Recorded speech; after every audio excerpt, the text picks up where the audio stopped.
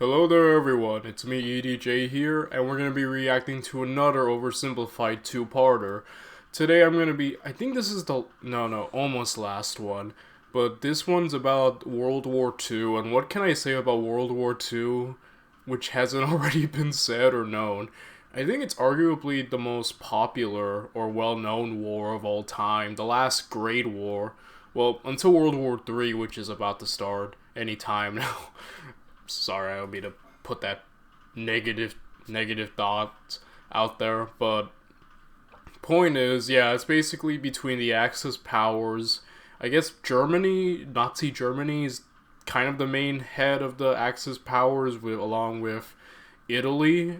Yeah, Benito Mussolini was his ally, and the Empire of Japan, who, may I say, Japan was wild and during World War II. They were vicious, but, and it's against the whole Axis against the Allied powers, Britain, United States, and Russia. Those are the main ones. So overall, yeah, it's basically a world war, and I'm gonna see if there's anything new I can learn about this, because I feel like even at school and just everywhere, you kind of learn a lot about World War II. I feel like most people kind of just know everything, or at least the main components. So I'm looking very much forward to just seeing what I can learn from Oversimplified, if there's anything new. So yeah, guys, that's about it. I want to say please follow, like, and subscribe to Oversimplified. This is all his video, all his content. I take no credit. I'm just some normal nobody on the internet watching history videos and reacting to them. So yeah, that's about it. Without any further ado, let's just get right into it. Let's watch Oversimplified's World War II. Alright. This video was made possible by Skillshare. Churchill was a man with many talents. He was an artist, a butterfly enthusiast, and he had an unpublished manuscript about aliens. Clearly, he was a man with an insatiable thirst for knowledge. Maybe he could have loaded up his computer and logged onto Skillshare, an online learning community with more than 19,000 classes in design, business, technology, and more. Perhaps he was considering a side career in fashion, but didn't know where to start. On Skillshare, he would find courses in fashion design and garment construction. Or if he wanted to learn app design, improve his photography, or just how to make a really good quesadilla, he would have found courses for all of these and more on Skillshare. Yes. Skillshare gives you access to high-quality classes taught by genuine experts working in their field. I work heavily with animation, and I was genuinely blown away by the number of really useful courses available to me, like this class full of tips and tricks for creating vector art, or this one for creating character walk cycles. For an annual subscription, Skillshare is under $10 a month. And if you'd like to try it out first, then I've got a deal just for Oversimplified viewers. The first 1,000 people to use this link, which can be found in the description, will get their first 2 months of Skillshare for just 99 cents. Be sure to try it out using the link in the description and learn something new today. Now, without further ado. It's 1902. A young man by the name of Benito Mussolini moves from Italy to Switzerland to avoid military service. He gets big into socialism, working for trade unions, writing for socialist newspapers, advocating a violent overthrow of European monarchies, the whole shebang. This gets him in a bit of trouble with the Swiss police, so he gets arrested, sent back to Italy, set free, returns to Switzerland, is arrested again, goes back to Italy again, completes his military service after previously avoiding it, and then after a brief stint as an elementary school teacher, he finally returns to work as an avid socialist. Oh dang, I did not know he was an elementary school teacher. That's... wow. His speeches and journalistic abilities made him famous among Italian socialists. He was anti-war, so when Italy colonized Libya in 1910, he rioted and got arrested. Then World War I came along, and once again he protested Italy's involvement. But then he thought, wait a minute, this war could bring about the social climate needed to overthrow European monarchies and bring about the socialist revolution everywhere. And suddenly he was pro-war. But his fellow socialists didn't like his new pro-war stance, so they kicked him out of the party. So then he said, you know what? I'm done with socialism. We need something new, not based on class division. Okay, I think fascism is what Benito Mussolini was all about. So, yeah, fascism.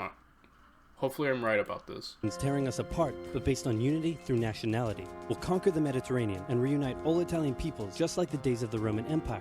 I'll call it fascismo, and it'll guide the Italian nation to greatness. Okay, so yeah, I remember that. Yeah, it was fascism. It's what he was known for, and yeah, he wanted to revive the Roman Empire or something like that, which ain't gonna happen because Italy, Italy wasn't that strong at this point. That's all well and good, Mr. Mussolini, but what kind of haircut am I giving you? Let's go with Bald. bold. Yes.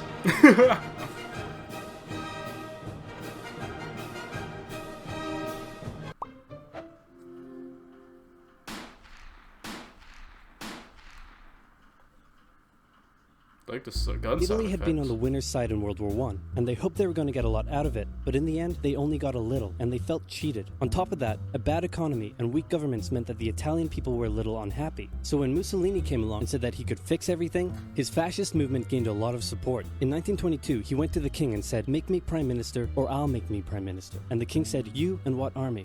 "This army." Fair enough. Then he went about establishing a dictatorship with himself at its center. Europe had its first fascist dictator. Next up, Germany. Germany had been on the loser's side. I think fascism and Nazism share a lot of same ideas. That's why Benito Mussolini and Hitler got along as well as they did.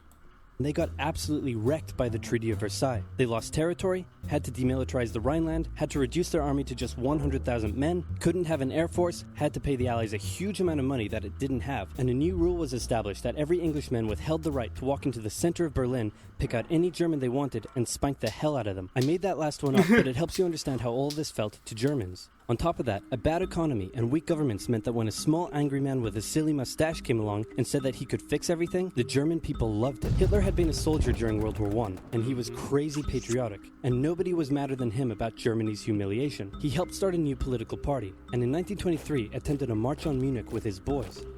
And then he got arrested. But his popularity grew, and in 1933, the president made him chancellor. He believed he was Germany's great destined savior, and he went full megalomaniac, establishing a dictatorship with himself at its center. Europe had fascist dictator number 2.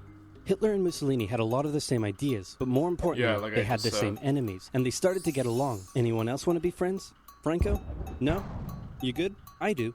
Who's that? It's Japan, and they've taken over northern China. Let's rewind a bit. Japan had isolated itself from the rest of the world for over 200 Yeah, something about Japan is that after their whole isolation ended, when I believe it was America who bullied them into like opening their ports, they quickly modernized in a rapid speed, showing themselves equal to the other nations, and afterwards they got really vicious, like I said, with conquering, and just like in World War 1 and 2 they were on one. I think the nukes is what really slowed them down when we had to like drop 2 atomic bombs on them. But yeah, I think it goes to show just like how really admirable it is how fast they moved, and how they went from this isolated, isolated not little place, nation, into like this really big player, and especially around World War II. years, until the Americans showed up and said, "You're going to trade with us and you're going to like it." Then the Western powers imposed a bunch of unequal treaties, meaning Japan's economy was bust. They also had no natural resources, so they decided to go get some. They went to war with China to gain a sphere of influence over Korea, and they took a bunch of China's stuff. But then the West said, "Hey, cut that out." And since Japan couldn't take on the West, they said, "Okay, I guess we'll just go home." Wait a minute, what are you doing? Taking advantage of a weakened China and setting up spheres of influence. But I was the one who weakened them. We know. And you guys didn't let me have anything. We know. That seems unfair. We don't think so. Life ain't fair. Okay, see ya. So Japan thought, screw this, and went to war with Russia, and stunned everyone by actually winning. Then they fully annexed Korea, but they didn't stop there. In World War I, they took Germany's colonies and islands in Asia. And then in an incident that was maybe staged by the Japanese army, a bomb blew up a Japanese train in Manchuria, giving them an excuse to launch an invasion and take over.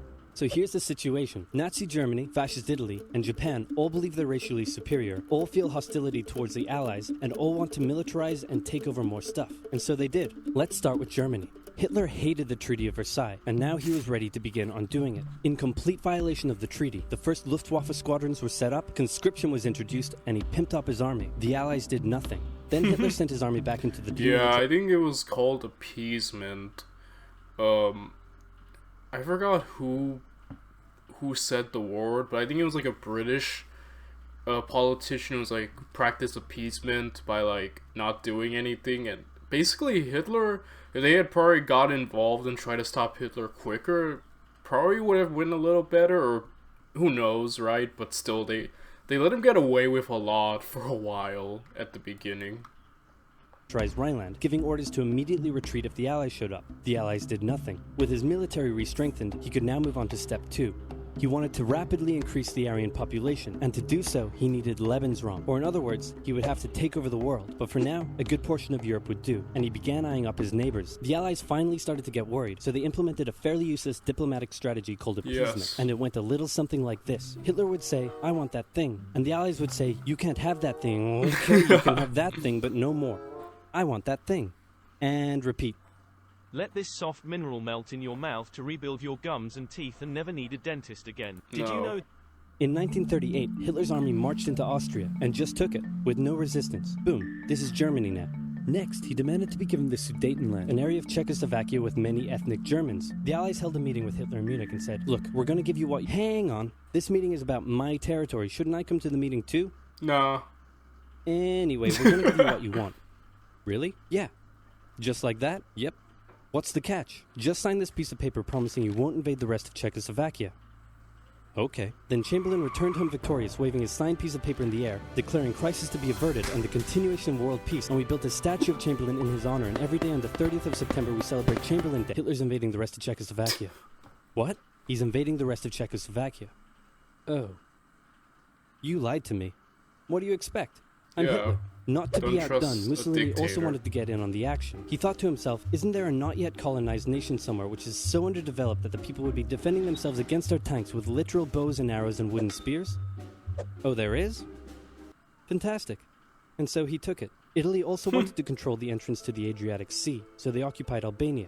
Then, in another incident which was maybe staged by the Japanese, gunfire was exchanged by Japanese and Chinese troops at the Marco Polo Bridge, and the Japanese launched yet another invasion against China. They swept through Beijing and Shanghai, and then advanced through the Yangtze Valley to China's then capital, Nanking. Dang. It was here that saw the worst of Japan's shocking atrocities. Yeah, the war crimes that Japan committed. I mean, everyone, I think, commits war crimes to some degree, but yeah, Japan was, like, I keep saying wild in, because they were wild in, you know? But, man, they were going to China quick. When he puts it like this, yeah, they were just sweeping through, you know, China. Committed against the Chinese people. Back in Europe, Germany and Italy made their relationship status official by signing the Pact of Steel. Then, Hitler turned his eyes towards Poland and the hated Polish corridor, splitting Germany in two. At this point, the Allies really had to put their foot down, and they warned him that an invasion of Poland would mean war. Hitler had planned to continue his advance eastward, but he didn't want to end up fighting a war on two fronts. So for now, he made an alliance with Stalin, saying, "How about we both invade Poland and split it between the two of us, and I definitely won't not refrain from not betraying you sometime in the future." Sounds good. This new alliance stunned the West. On Dude, the if Hitler and Stalin, like, if Hitler had not, like, betrayed Stalin, and they had somehow, just some alternate universe, they had worked together, oh man, that would have been a disaster for the Allies. Like, oh, I shudder to think what the two of them together, if they were on the same page, could have accomplished. 1st of September 1939, German troops entered Poland, and Britain and France declared war on Germany. The Poles fought hard, but they were no match for the two giants crashing down on them from either side. Then came a period known as the Phony War, where everyone just sort of sat around not doing much. The French had launched a small invasion into the Saarland, but they maintained mostly defensive positions, and after a while decided to just turn around and call it a day. Speaking of France, the French were still super proud of their victory in World War I, and they hadn't really moved on from it. They still used horses, they dispatched messages by motorbike instead of using radio, orders from the commander-in-chief were usually pretty vague, and the troops were rarely inspected. They built a line of defenses along their German border, but didn't bother extending it all the way to the Channel, and they wouldn't launch artillery strikes against Germany out of fear of being retaliated against. In a war, they didn't want to attack the enemy. And at first the UK wasn't much better. Chamberlain still naively hoped that the war could be ended diplomatically. Instead of bombing raids, the RAF dropped propaganda leaflets over German cities, which one air marshal said likely did nothing but provide the continent with toilet paper for the duration of the war. They also only sent 200,000 men to France, while the French had mobilized millions. Both Britain and France wanted to avoid a repeat of the First World War, and so they wanted to keep the war as far from home as possible. So they turned their eyes north, towards Norway. Neutral Sweden was exporting iron ore to Germany through neutral Norway, so the Allies asked them if they could please stop exporting iron ore to Germany, but this request was refused. Then, the Soviet Union attacked Finland, so the Allies said, how about we land troops in Norway and move them across Sweden to go help out your good pal Finland, and along the way maybe take control of all your airfields. But Norway and Sweden still said no. So the UK mined the waters around Norway to force any transport ships into international waters, and they also attacked a German tanker they found in the area. Hitler realized what the Allies were up to, and he quickly moved to secure his supply of iron ore. He launched an invasion through Denmark into Norway. The Allies rushed to land troops at key ports along the coast, but Germany had taken control of Norway's airfield, and their air superiority decided the fight. The Allies had to retreat. After this slightly embarrassing failure, Chamberlain resigned and was replaced with Winston Churchill, who had a slightly different approach to dealing with the Germans. Hitler's overall strategy was similar to Germany's First World War strategy. Attack France, defeat France, knocking out the UK in the process, then turn on the Soviet Union and win the war. During the phony war, the Allies had given Hitler time to prepare his forces. Now, he was ready to attack. The Allies had wanted to place troops in Belgium, but Belgium had refused, and in a move that surprised pretty much no one, Hitler launched an invasion to get around France's defenses. The Allies charged into Belgium at full speed to meet the German invasion head-on, and it looked like a repeat of the First World War was coming. But this time, Hitler had a trick up his sleeve. Blitzkrieg. Yes. As the Germans advanced, lightning warfare, the Blitzkrieg, the lightning warfare, which is just where Hitler just wins full on in. sent thousands of refugees westward, slowing down the Allies. Then, to the south, the French had left the Ardennes, an area full of hills and forests, pretty underdefended because they thought it was naturally impenetrable. Well, the Germans were about to penetrate it with everything they had. They smashed 50 Wehrmacht divisions through and encircled the Allied armies at lightning speed. The best of the Allied forces were now trapped. The Germans squeezed in from all sides, taking out France's best armies and nearly wiping out the British too, but they managed to make a desperate last-minute escape at Dunkirk, with British civilian ships even making the perilous journey to bring their young men home. With most of the French forces depleted, the Germans breezed through, taking Paris, and France fell. Yeah, there's a lot of memes about how France was taken out so quickly, how France was took a major L during World War II, and I'm remembering all the memes me and a lot of people during high school would look at, where it's just France was what's the opposite of the MVP? Least valuable player? Poor France, man. The Germans couldn't do in World War I, Hitler had done just like Electrolyte. Instant hydration. that. Hitler hoped that with the fall of France, the UK would also lose hope and sue for peace. But quite annoyingly, it didn't, and he needed to secure the Western... Yeah, the British holding on really helped, because if they had fallen, that would have been a disaster, but you gotta give it to the British, man. They held it. I remember there's pictures of there's bombs happening in Britain, and they're just people going about their day like nothing. It's dang, just wild. Front, so he tried to force them into submission with mind games. The UK were now all alone, and Hitler wanted to emphasize that. First of all, just before France fell, Italy finally declared war on the Allies, making the UK's situation even worse. Next, instead of just occupying all of France, Hitler occupied the coastal areas for defense, but allowed France to continue its existence as a German puppet state. This way, it looked like the UK's old ally had decided to switch sides. Hitler also hoped that the UK wouldn't attack any of her old allies' navy bases or colonies in Africa, giving Hitler an extra line of defense to the south, but the UK made sure to respond to this by sailing down to France's navy base in Algeria and wrecking a bunch of ships. So have at it. Hitler then began laying down plans for an invasion of Great Britain. Before German troops could land on British soil, he would first need air and naval superiority across the Channel. Waves of German bombers came, while the completely outnumbered RAF worked bravely around the clock in an attempt to quell the German attacks. At first, the Luftwaffe targeted British ports and coastal facilities. Then it attacked RAF bases, crippling the RAF's ability to defend the nation. And it looked like Hitler's Great British invasion was coming. But then, Churchill ordered a small, pretty insignificant bombing raid over Berlin. It didn't do much damage, but Hitler was furious, and he immediately ordered the Luftwaffe to refocus its attacks on civilian targets in London. Children were sent off to the countryside away from their parents to avoid danger, and frequent trips to air raid shelters became a daily occurrence. But British morale held firm. Smiling, knitting, lounging casually, these people have balls of steel. This refocusing on London also gave the RAF breathing space to reorganize, so Hitler kind of shot himself in the foot there. Just the foot for now. Finally, the Luftwaffe sent one massive all-out attack on London, and the RAF successfully repelled it, destroying many of the German aircraft and placing air superiority firmly in British hands. Hitler's invasion had to be postponed, but the bombing of British cities continued for some time. So I'm about to jump to part 2 now, guys. I'll see you then. Bye, everyone.